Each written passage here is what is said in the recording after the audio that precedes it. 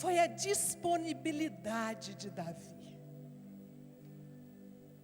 Foi a capacidade de Davi vencer o medo. Davi não deixou o medo dominar a sua vida. Quero ouvir um amém? E Davi teve muitos problemas. Davi, como você, talvez foi rejeitado na família. Davi experimentou uma vida inteira de rejeições. Mas Davi nunca quis o que era de outro. Ah, mas ele tomou o trono. Não, ele não tomou. Deus ungiu para o lugar de Saul. Quando você vive uma vida de fé, você sabe que o que é seu vai chegar na hora certa.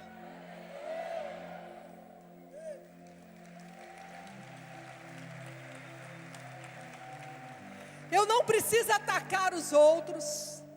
Tem pessoas que vivem para criticar outros ministérios. Não sei se você já encontrou gente assim. Às vezes a gente encontra até colegas nossos, pastores. Ele está sempre criticando alguém. Sabe por quê? Porque aquela pessoa tem medo. Aquela pessoa é uma pessoa pequena em seu interior. Aquela pessoa é uma pessoa que ela não quer o que é dela, ela só quer o que é dos outros. Fala, eu quero o que Deus tem para mim. Gente, a vida é tão curta. Você está aí com 20 anos, acha, nossa, eu tenho aí a vida toda. Não tem não. A vida é muito curta para você viver com medo. A vida é muito curta aqui na terra para você viver julgando as pessoas. Deus não precisa de você, Ele tem o Espírito Santo para convencer as pessoas da justiça, do juízo, do pecado.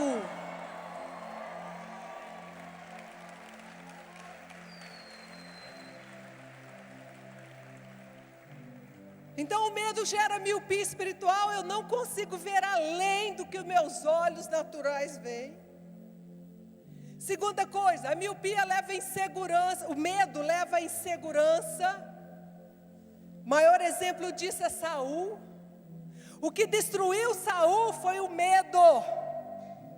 Saul podia dizer, repetir as palavras de Jó: o que eu temia me aconteceu. Porque tudo que ele temia era o quê? Perder o trono. Olha aqui para mim.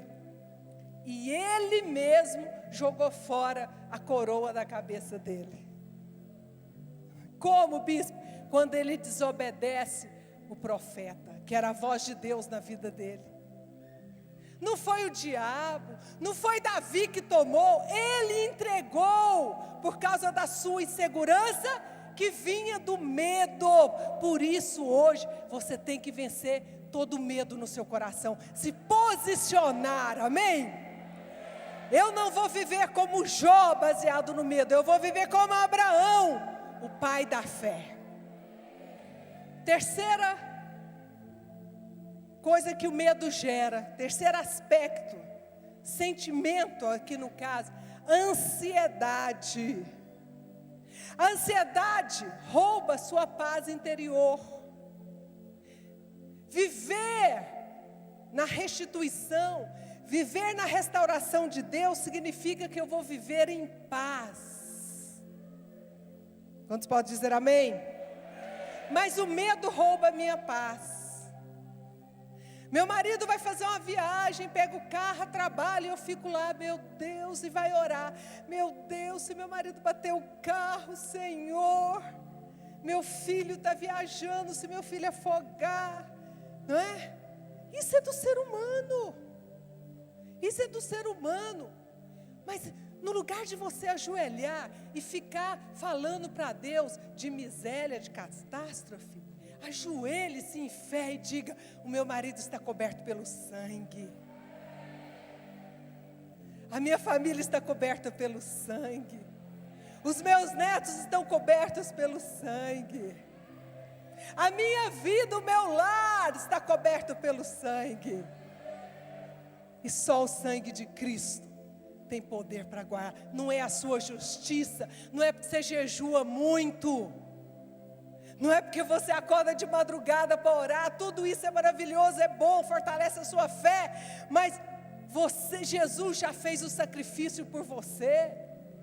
Quando eu acho que são as minhas orações, que são os meus Jesus, que vão abrir as portas, eu não preciso do Espírito Santo nem de Deus. Eu oro e jejuo para estar mais perto de Deus, para vencer a minha carne, para ouvir Deus. E como eu disse, a ansiedade, você sabe que é o mal do século.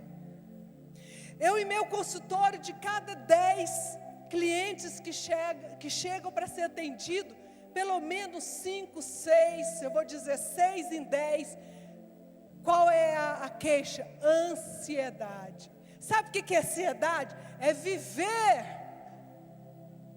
no futuro. Sonhar é uma coisa.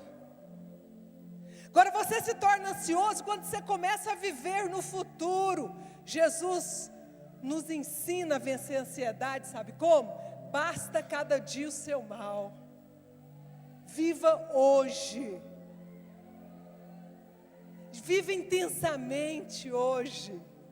Sirva a Deus intensamente hoje. Amém? E deixa essa ansiedade embora. Expulsa essa ansiedade. E tem mais. Ansiedade, sabe o que é? Necessidade de controle. E aí, eu digo que os ansiosos acham que podem até controlar Deus. Você acha que alguém pode controlar Deus? Você acha que o seu medo vai controlar Deus? Não controla Deus. Ansiedade rouba sua paz. Ansiedade rouba a sua possibilidade de viver a sua vida, de ter um bom casamento. Porque quem vive no futuro acaba sendo fantasma no hoje. Ele não está aqui. Então toma uma posição na sua vida. Cada manhã você vai orar e falar: Deus, obrigado, eu quero viver esse dia intensamente. Eu quero viver esse dia profeticamente. Eu quero viver esse dia plenamente na tua presença. Eu quero viver esse dia com meu marido, com meus filhos, com meus netos, com meus irmãos, como se fosse o último dia. Eu vou viver o hoje. Eu não vou viver no ontem, porque muita gente vive no ontem, né? Tudo que você vai conversar com ela, é aqui que ela faz. Ah, porque o meu primeiro marido, meu namorado, fez isso comigo. Sai dessa. Deixa o passado lá atrás. Deixa os mortos enterrar seus mortos.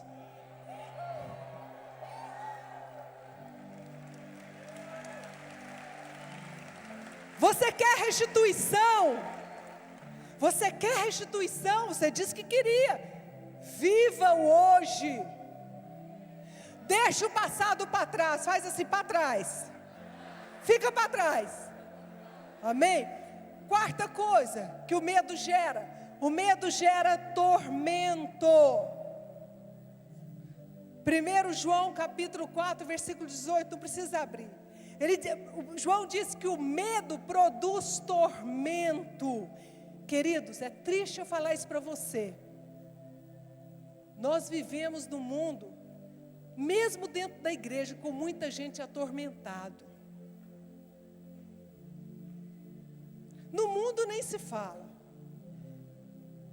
Mas você tem o Espírito Santo, você tem acesso à graça de Deus. O que é tormento? Tormento são pensamentos fixos. Tormento era que o Jó estava vivendo. Continuamente ele via desgraça. que você vê quando você fecha seus olhos? O que você vê quando você fecha seus olhos para dormir? O que você vê quando você fecha seus olhos para orar? Gente, eu conheço muito uma pessoa pela oração que ela faz. Sabia? Não é porque ela faz oração bonita, comprida, chata, né? Tem gente que acha que, né? Não. Pela maneira com que ela se coloca diante de Deus. Como que você se tem colocado diante de Deus? Deus quer te livrar desse tormento. Tormento de que sua vida vai repetir a história da sua mãe, do seu pai, do seu avô, da sua avó. Queridos, pode ser que você iria repetir, mas através do sangue de Jesus você quebra toda maldição. Pode dar uma salva de palmas. Tem pessoas que têm medo, eu não vou ter filho, porque meu pai me abandonou, minha mãe me abandonou, não me amou, e eu não sei se eu vou conseguir amar o meu filho. Essas pessoas vivem em tormento, porque ela vive do passado. Seu pai é seu pai, você é você.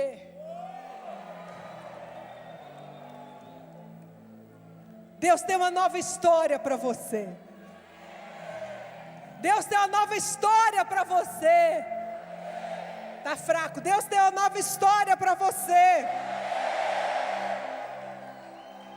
Glória a Deus. Eu quero essa nova história. E o medo se manifesta assim, e ele atua em todas as áreas da nossa vida. O medo atua e impede nossa liderança, impede nossa vida de frutificação, nossa vida abundante. O medo influencia na sua saúde. Eu não vou jejuar porque eu tenho medo de ficar doente.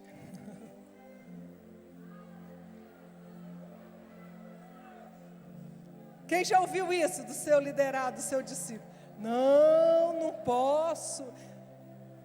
Deixa eu te falar uma coisa, você vai ficar doente de tanto que você está comendo.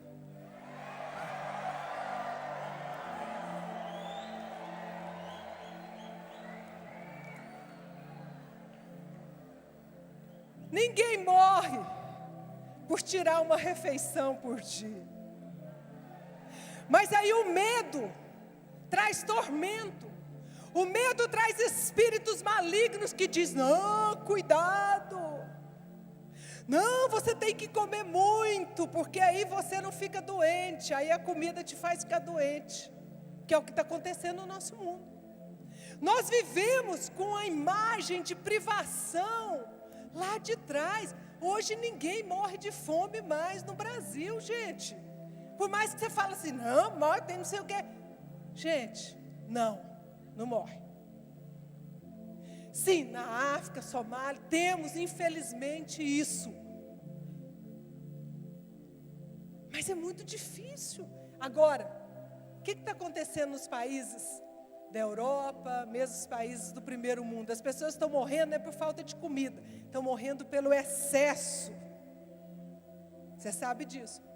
Então o medo impede você de ser uma pessoa saudável. Ah, não vou fazer exercício, porque se eu fizer exercício, né, eu vou envelhecer, se eu correr, né, eu vou oxidar. Querido, você vai envelhecer de qualquer jeito. Eu fiz uma opção na minha vida. Minha mãe vai fazer 91 anos. E o médico disse que minha mãe vive até 100, 105 anos. E eu quero essa bênção na minha vida. Mas eu tenho falado para Deus, eu quero viver até o dia que o Senhor me quiser nessa terra, mas eu quero viver com saúde. Agora eu não posso viver minha vida com medo, não, porque minha tia morreu disso, porque aconteceu isso, não. Deus tem o melhor para nós nessa terra, quero ouvir um amém.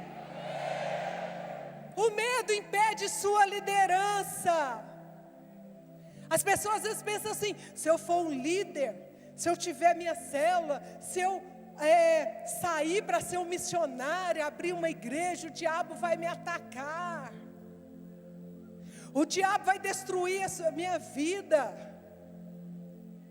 Não, querido, o diabo só destrói a sua vida se você der legalidade. Porque a Bíblia diz que o leão devorador, simbolizando o inimigo, anda ao nosso derredor, procurando brechas. E aí a minha liderança fica baseada no medo.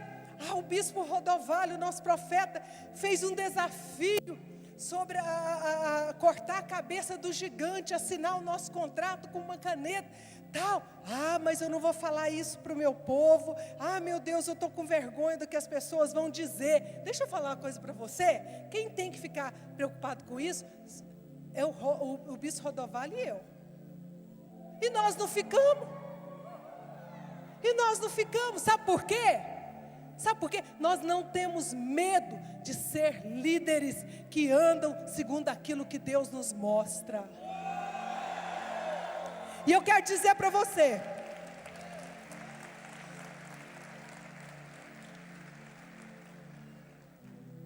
ser líder na Sara Nossa Terra não é fácil. Eu sou o primeiro a reconhecer isso. Sabe por quê? Deus deu uma visão para o nosso apóstolo, para o nosso profeta, uma visão muito, muito, muito grande, muito forte. Deus nos deu uma missão de sarar essa terra ferida, de ganhar almas, de tirar almas do inferno, de dizer não ao que o mundo aí, pós-moderno, está vivendo. Nós vamos morrer dizendo não, porque nós cremos no reino de Deus nessa terra.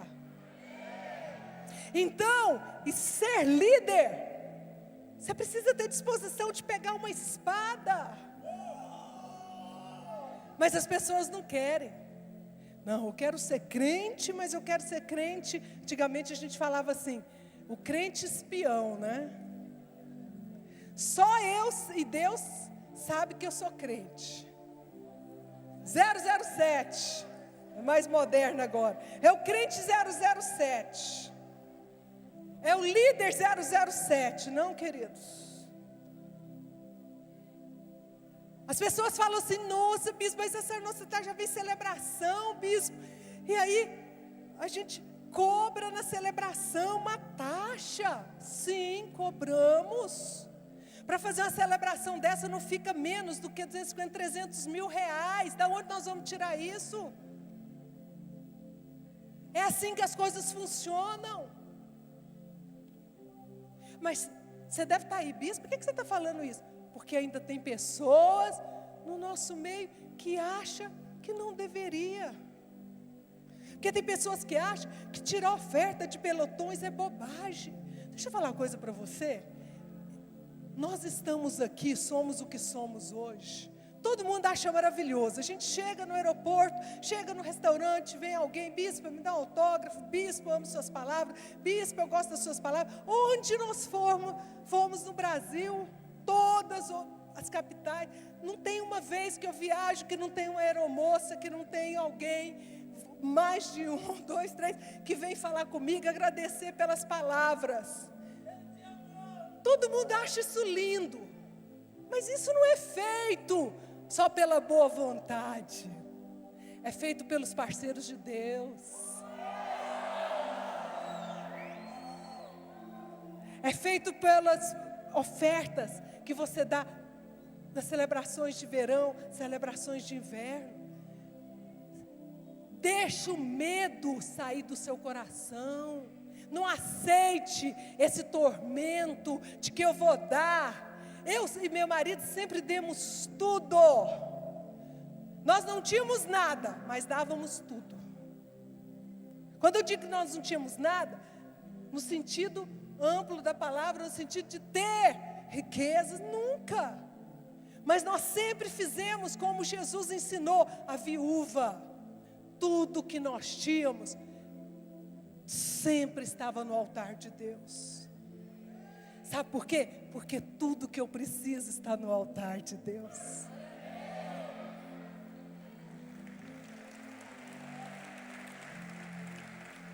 Se você quer ser um líder de sucesso, um bispo, um pastor, vença o medo das pessoas. Vença o medo das críticas. Quero ouvir um amém.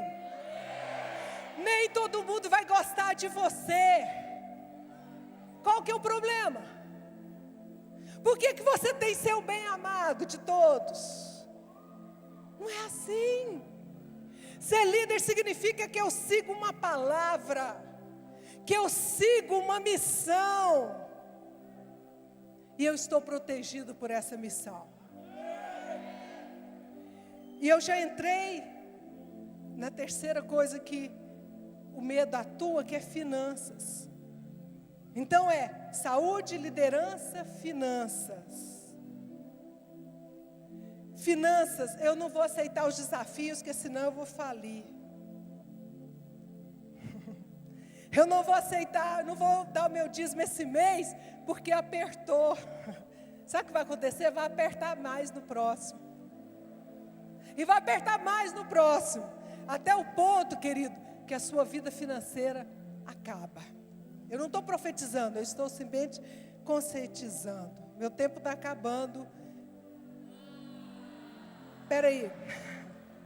Então, eu mostrei para vocês o que o medo faz. Então, o medo é autorização para falhar.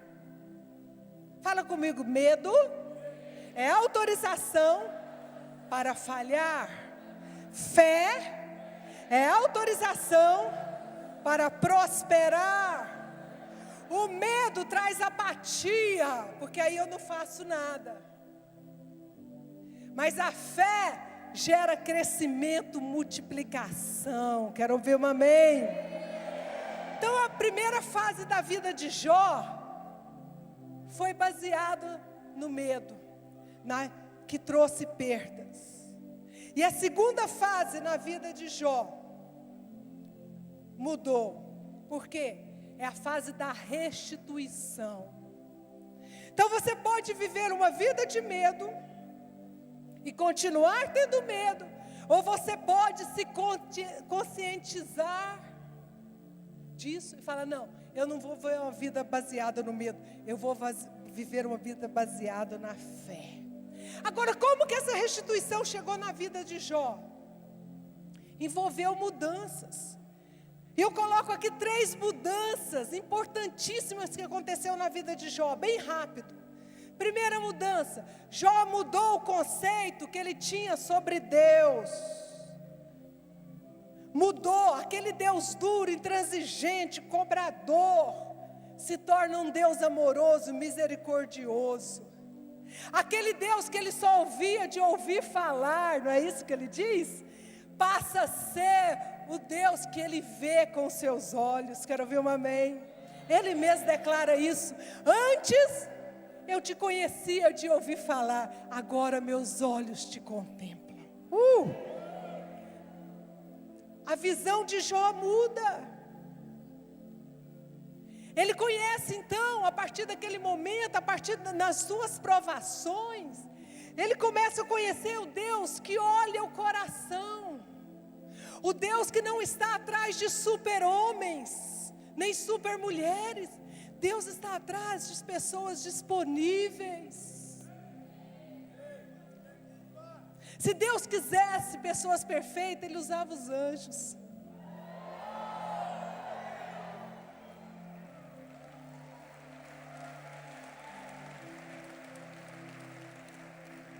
Deus olhou e falou, não, eu não quero anjos fazendo isso. Eu quero meus filhos. Nascido de mim, feito a minha imagem e a minha semelhança. Agora esse filho precisa saber o Deus que ele serve. Que não é um Deus que vai te punir, um Deus que vai fazer, que vai tirar coisas de você. Não. Muda.